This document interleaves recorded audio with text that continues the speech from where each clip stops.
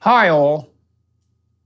It is, of course, completely presumptuous of me to dare to write and broadcast a video entitled Message to the Christian Churches, but I'm going to do it anyway because I have something to say and because that something needs to be said.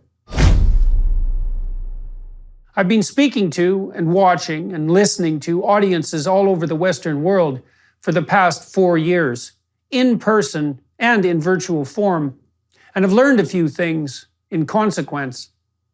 It all started in some sense with the lectures I did on Genesis in 2017. My family and I took a risk and rented out a theater in Toronto on the off chance that there might be an audience for what might be described as a psychological approach to our ancient stories. And lo and behold, and miracle of miracles, there was. I completed 15 or so lectures walking through the first biblical book, sold out the theater, and attracted, surprisingly, millions of viewers, Christians, Jews, Muslims, and atheists. And most of the people who attended live, and the majority of those who watched online, were young men. That is not a phenomenon that can be easily accounted for. But let me try.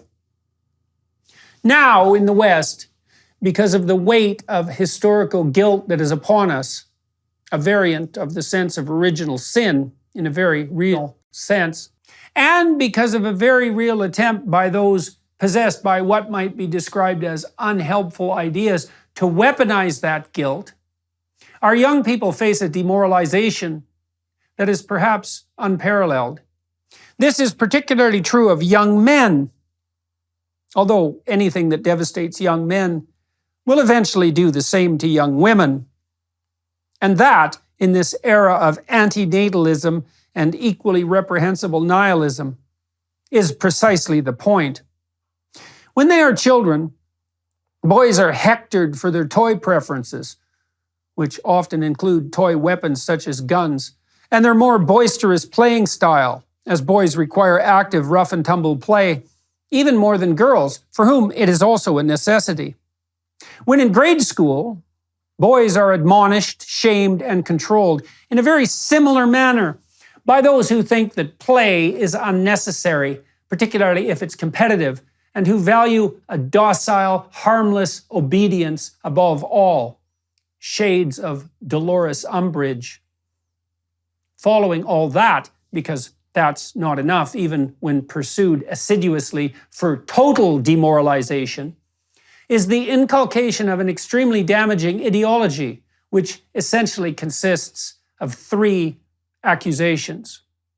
Number 1, human culture, particularly in the West, is best construed as an oppressive patriarchy, motivated by the desire, willingness, and ability to use power, defined as the compulsion of others against their will, to attain what are purely selfish and self-serving ends. This is true at every level of analysis. Marriage is akin to slavery, friendship to exploitation, political disagreement to war, and business arrangements to deception and theft. And this is true not only of the current social arrangements that characterize our culture, particularly in the West, but also the fundamental reality of history itself. Accusation number 2. Human activity, particularly that undertaken in the West, is fundamentally a planet-despoiling enterprise. The human race is a threat to the ecological utopia that existed before us and that could hypothetically exist in our absence. We might well be construed even as a cancer that threatens the very viability of the complex systems that make up the ecosystem of the earth that shelters and supports us. We are facing a Malthusian catastrophe of overpopulation and biosphere degradation. And we have to place extreme limits on our wants, even our needs, so that survival itself, even in a much reduced form, can be guaranteed. Accusation number 3.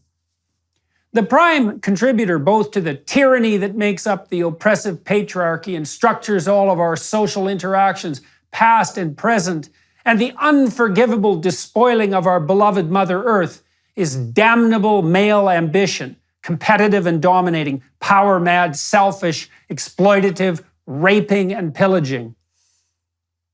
You might think that I'm overstating the case. Think again, sunshine. We in the West are facing an all-out assault at the deepest levels on what that old joker Jacques Derrida deemed the phallogocentric conceptual structure of civilization itself. To take that apart, that's a society centered on the encouraging, adventurous, masculine spirit, and that privileges that hated word of all things, the divine logos. And what should we worship and celebrate properly other than that? Deconstructionists, the words of that mass murderer Karl Marx?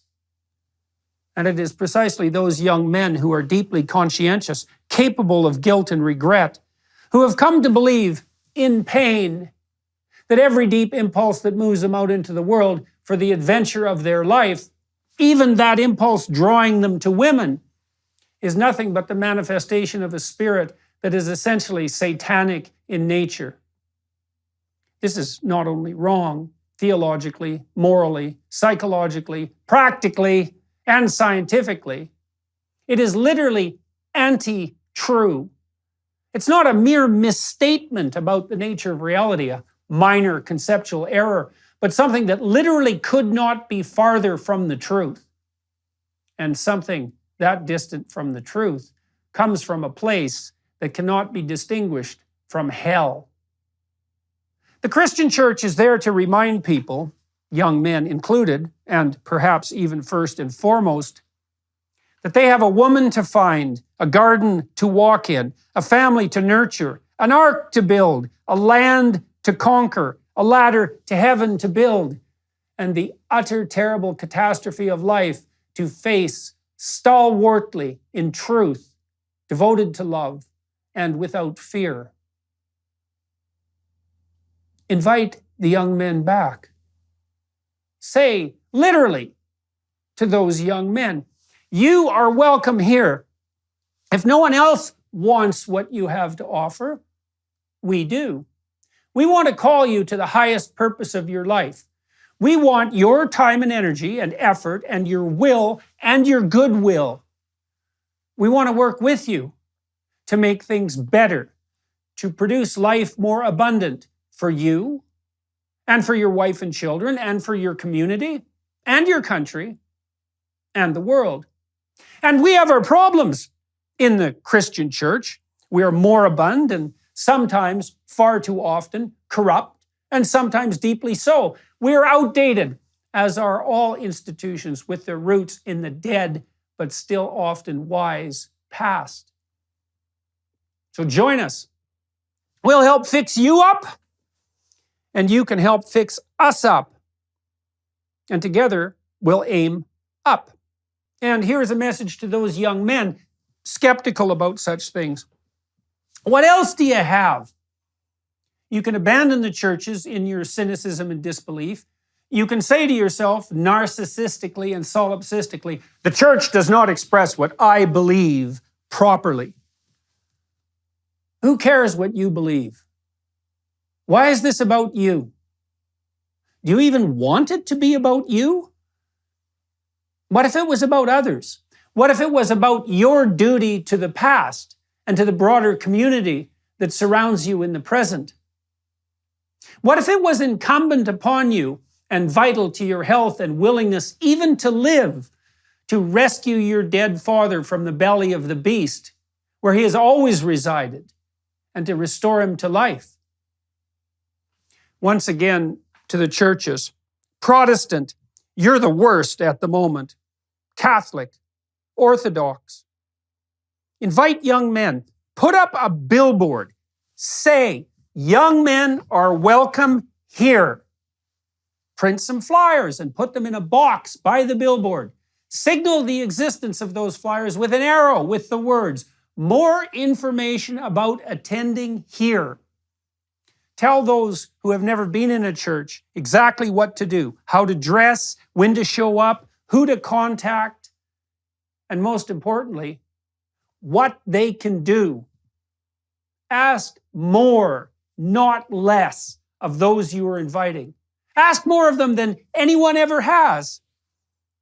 Remind them who they are in the deepest sense and help them become that. Your churches, for God's sake. Quit fighting for social justice. Quit saving the bloody planet. Attend to some souls. That's what you're supposed to do. That's your holy duty. Do it now, before it's too late. And the hour is nigh.